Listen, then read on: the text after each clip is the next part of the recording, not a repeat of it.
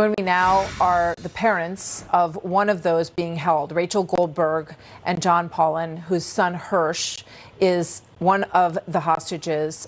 Jon and Rachel, thank you so much. I don't know how you find the strength to talk about this as often as you do, but I know that it is because you want so much to have resolution and to have your son returned to you. When you hear this news, and either one of you, whoever would like to respond to this, about the difficulty that Hamas may have in meeting the number for this negotiation, what goes through your mind? What are you thinking? Well, to be honest, there's been so much misinformation and dishonesty from the get-go from all sides that I don't know to trust that information. I don't know if that's more game playing in this theater that we are all trapped in. I also think that when we're talking about what categories Hamas and what the deal is encompassing, it is hard to figure out how many people would fit into that category. If Hamas is saying they only want to release elderly, wounded, women and children, so maybe there aren't that many still alive, tragically. But there are still many people still alive that don't fit into those categories. So it's hard to know what is truth and what is just fodder to create more anxiety and animosity and fear. Martha, Rachel talks about hope being mandatory. That is what we can do. We can control how we feel. We must remain hopeful until we know that there's reason to not have hope. That's what we do. We're looking at images of Hersh, and we have talked with you about Hersh before, such a vibrant, beautiful young man. And we all hope and pray that you are all reunited and that you're reunited soon.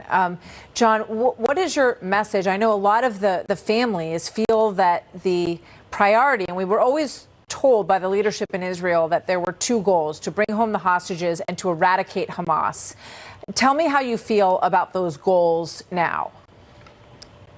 Sure. Now that we're 188 days into this, it's even clearer to me, based on the rumors you're alluding to, we must bring home the hostages today. As many of them as possible. We must make that the priority and do it now. Weakening Hamas is something that's going to take time. Nobody denies that. And the hostages don't have time. So in my mind, it's simple. Bring home the hostages. We'll deal with all the other tensions in this region afterward. That must be the priority. Rachel, do you think there's a chance that that becomes the very clear message from the leadership in Israel, that the people are the priority and we need to have them back before we can make any concession whatsoever?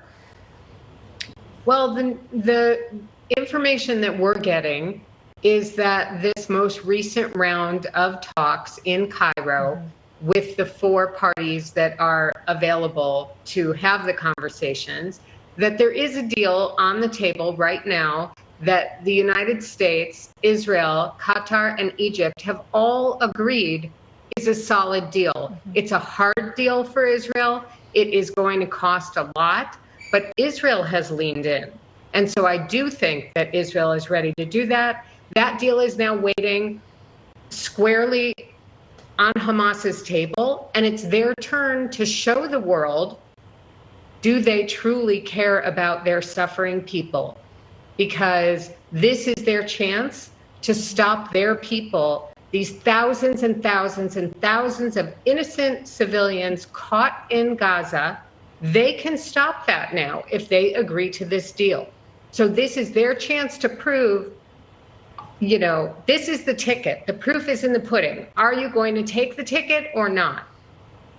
Well, I hope that Hersh can see and feel the courage that you both exhibit every single day on his behalf and on behalf of all of these hostages who need to be the priority.